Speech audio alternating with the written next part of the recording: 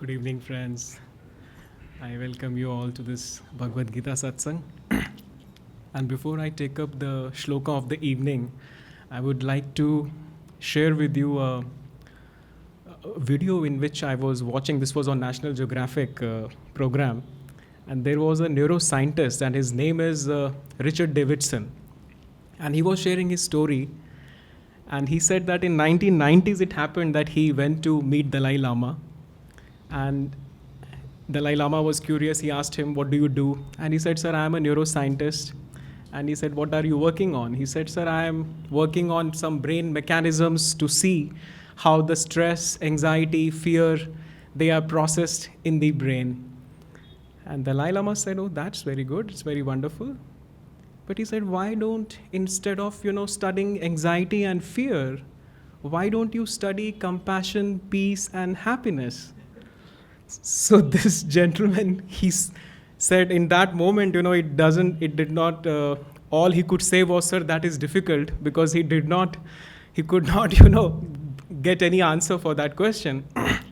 But when he went back, he said, "That's an interesting subject, because if you see modern science, in modern medicine also, which is actually disease-centric, it should be rather health-centric. If you see the textbook of medicine, which is very big, it's an encyclopedia of all diseases, but nobody talks about the health. But so this gentleman, he said, he went back and then he started, working with his colleagues on the subject of happiness. And then he said, and as he was sharing, that they did some very simple study in which they asked thousands of people that, okay, whatever you are doing, there were necessarily only two questions which they had to answer. So first question was, what is the task that you are doing? And is your mind focused in the task that you are doing? And the second question was, are you feeling happy? So these were the two questions. And after the compilation of the study, two interesting results came. One was that 48% of the people, when they do a task, they are not focused on what they are doing. Now, this is not a revelation, because from all our experiences, we know that how we do our task. But what came as a next result was actually more of a revelation, which said that when you are not focused, that is, when the mind is wandering, a wandering mind is not a happy mind. Now, this was something which probably since ages, if I talk of Bhagavad Gita now, is a old truth which is always there, but it was only recently that scientifically we could say that a wandering mind, a distracted mind, is not a happy mind, and corollary is equally true that a focused mind is a happy mind. So right in the second chapter, Krishna, when he starts speaking, that was the first chapter actually in which he starts speaking, 66th shloka, he says, "Those with unsettled consciousness have no discrimination.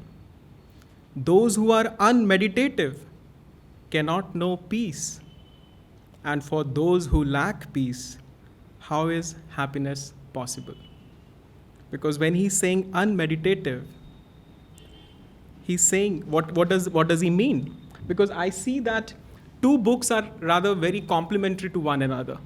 One is the Bhagavad Gita, and the other is the Patanjali Yoga Sutras. Because we see that Bhagavad Gita, as Swami said, is an essence of Upanishads, which are in return essence of the Vedas. So all the wisdom of the East is condensed into the Upanishads, and from Upanishads it has come to Bhagavad Gita. But Bhagavad Gita basically talks of the philosophy, which is the Sankhya and the Vedanta dominantly, doesn't talk about the how part too much. It is actually in the Patanjali Yoga Sutras that the how part is dealt, right from the first sutra. And Patanjali, in his one of the sutras, he says, which is the first pada, the Samadhi pada, he says that the practice of one pointed concentration is the best way to rise above the obstacles and the physical and mental disturbances that accompany them. Now, if we see these two things together, on one end, Krishna is saying that if you are unmeditative, if you have an unsettled consciousness, you will not know peace. And if you do not know peace, how is happiness possible? And this is exactly what the science is. Science has started, science has rather concluded. Now it is something, there is no ambiguity now. A wandering mind is not a happy mind. So let's see what we can do about it. In fact, scientists also studied that yes, meditation is the best way to focus, as that Yogananda defined meditation as nothing but concentration on God or on one aspect of God. And if you see Patanjali also, when he describes the 8 steps pathways, the dhyana is a fruit of dharana, which is to say that concentration, when you start concentrating, the meditation will start following. But people also studied that why is it that people, when they know that meditation is such a beautiful thing, why they leave meditation practices or why they become dropouts. And one of the interesting things which came out was that people after some time start feeling that they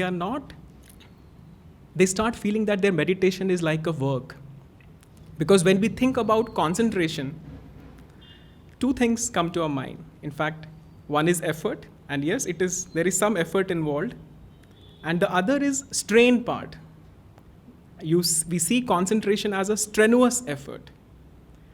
But what spiritual practices are actually trying to tell us is that we need to de-link these two, the strain from the effort. How can we do that? And I was watching a video of a Buddhist monk some days back, and this monk was explaining very beautifully that if you see any meditation practice, whether it is visualization, whether it is listening to the inner sounds, whether it is watching the breath, there are basically 3 phases happening there in the meditative practice. Let us take the example of breath practice, because that is what we commonly do here in Ananda. So when we start watching the breath or we are chanting the mantra, that is the first phase, that our mind is focused and concentrated on the breath. Now, what happens is that after some time you find that your mind has drifted. Now you don't know at what point it drifted, but you suddenly notice that your mind has drifted. So the second phase is noticing that it has drifted. And the third phase is that you bring it back to the activity that you were doing earlier. If it was breath, you bring it back to the breath. Now he said that many times when people see that their mind is drifting, which it will again and again, they start judging themselves. And this self-judgment creates a lot of resistance and it creates a sense of failure in them. That yes, they are failing. Each time they are failing. And he said many times it is because of this failure consciousness that people drop meditation practices. But what is interesting is that the very property of the mind, which is to drift, can actually bring the fun element into it. Now, how is that possible? It is because when you have a ball, let's say, and you throw it on the wall, it bounces back. You put it on the floor and it bounces back. Imagine what would happen if the ball doesn't bounce. It just goes there and gets stuck there. Nobody would like to play. There is no fun element there. So start seeing your mind also like that ball.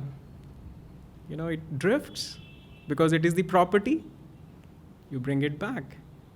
You bring it back gently each time, because noticing also is a part of meditation, because only a person who is aware can notice that his mind is drifted, and it will bring it back. Now, with this simple shift in our consciousness, with our perspective, that I am not failing, but I am playing with my mind, each time I am bringing it back, you will see that each time, even if you do this act 1,000,000 times, each time our mind is gaining strength. And that is what will bring it to that one pointed concentration which Patanjali is talking about here. And what will happen if our mind becomes one pointed concentration? Because you're playing, because in our one of the satsangs we have also shared that neuroscience has, and this is in fact Yogananda also, he mentioned that this is the seat not only of concentration, but is also a seat of intellect and willpower. But the neuroscience is also seeing that this part of the brain is also a seat of seat of joy, is seat of compassion, is seat of creativity. And Bhagavad Gita, in the immediate shloka before that, is talking exactly that when you do this, you will have the soul bliss. And he says that with the attainment of soul bliss, every vestige of sorrow disappears. Bliss gives perfect discrimination and soon establishes one's consciousness firmly in the self. So when we are saying that bliss gives perfect discrimination, because this is the seat of wisdom also, because Yogananda said that yes, this is the seat of intellect, and if you keep your intellect guided, always bring it to this point, and your mind is focused all the time, then you will naturally attract the right inspiration, the right solutions for whatever problem that we have when we are doing. And this is very interesting because I was thinking that scientists always like to play with the reason. They are the most reason dominant community, and they are always working with their intellect. And there was this gentleman whom we know that Einstein was one of the greatest scientists in the last century, and often people associate him as one of the people who was a genius. But what I saw was that in one of the letters that Einstein wrote, and he wrote this letter to a Jewish Congress leader, and this letter was written because this gentleman lost his son because of polio. And in order to console him, he wrote this letter.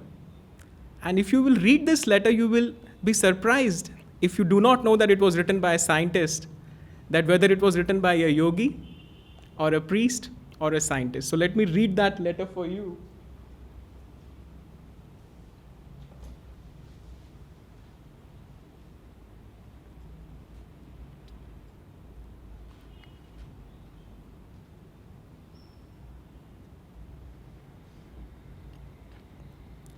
He writes that a human being is a part of the whole called by us universe, which is a part limited in time and space.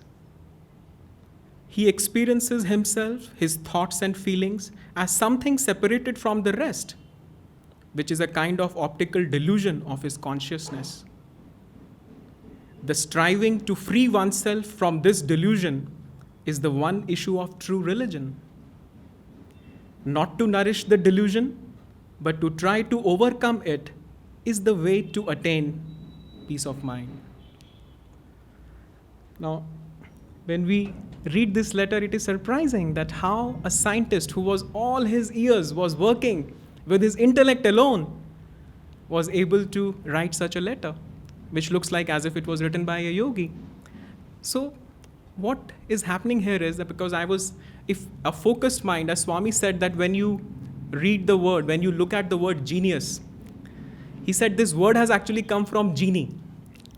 And a genie, as we know, is somebody who has supernatural powers, who can do anything and you call it and he does it.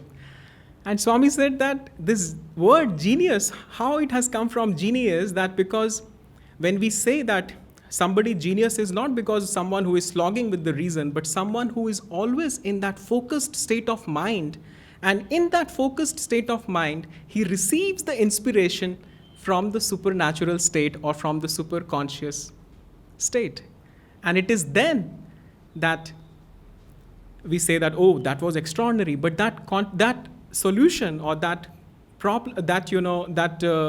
answer was always there. As Master at one point said that there is no original thought that you can think at any point of time, because everything is God. Everything is God's thought and God's consciousness, which he has already put there, but it all depends in what whether we are in a focused state of mind or not.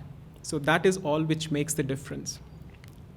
The other point that I wanted to share here was that if this is the seat of joy, this is the seat of concentration, as we know, the seat of will, the seat of discrimination, wisdom, and is also the seat of joy, then when we are in a focused state of mind, it will be but natural that your natural state will become joyful. Your natural, as we always say, that meditation should not be seen as something artificial that we are doing, but meditative state is the most natural state. Meditative state should become a default state for all of us, which can only happen when we see it as a fun activity. You don't see it as a work. You see it as a fun activity. You get, whether if you get 5 minutes, you just dive into it for those 5 minutes. Whether you have 15 minutes, you dive into it for 15 minutes, because you know that wandering mind is not a happy mind. So why to be unhappy? In fact, I love Patanjali's one statement. He said, if you are not happy, that is your problem. Patanjali could not have been more clear than this. He said, if you're not happy, that is your problem.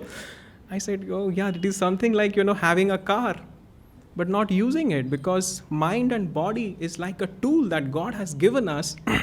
And now if we don't know how to use the car, naturally we won't be able to reach our destination. And even if we are crying that I can't reach my destination, but I'm having the car, somebody will say, why don't you start using it? It is already there. So this is excellent, that with very few changes in our perspective, we can make happiness our natural state. Our happiness should become our default state. That is why we have been created. That is why we sang this thing, that joy, joy, joy, ever new joy. That is our natural soul state. And that can only be seen when we remember that we have come from spirit. And what is spirit? Satchidananda. And Satchidananda is ever conscious, ever new bliss. In fact, it is important that if we are in a natural bliss state, then you can do anything. It is something like, if a child is happy and you tell him, could you please bring me a glass of water, and he will immediately jump and bring you a glass of water for you, because he is happy. But if he's not happy, and if you tell him the same thing to do, chances are that he may not do it. So I was thinking that many of us are in the role of teachers and leaders. The only job what we have to do, as Swami was saying, at one time somebody asked Swamiji, so what is the role of Ananda? And Jyotishji was in fact saying this, I saw that video, and Jyotishji said that at one point he said that Ananda's role is not different from the Yogananda's organization, which is to help people commune with God, self-realization fellowship, to see who they are. At another point, somebody asked Swamiji the same question, and he said, the role of Ananda is to have fun. Now, from outside, these two things seem to be unrelated, but he said that it is actually, if you are happy, which is our natural state, naturally you will like to help the other person. Naturally, because the nature of bliss is to expand. Nature of bliss is to help. Because if you see what is love, as Swami said, love is nothing but bliss in motion. And he said, if you are happy, naturally you would like to help anybody who will come in your vicinity. And I want to read one of the statements of Yogananda, as in the last satsang, we were talking about why God created this universe. And I want to read the lines which Yogananda said in this, that God who is the ever new, a God who is the absolute bliss, though he had everything from eternity to eternity, he began to think. And these are God's words which he has put in inverted commas. I am all powerful and joy itself, but there is no one else to enjoy me.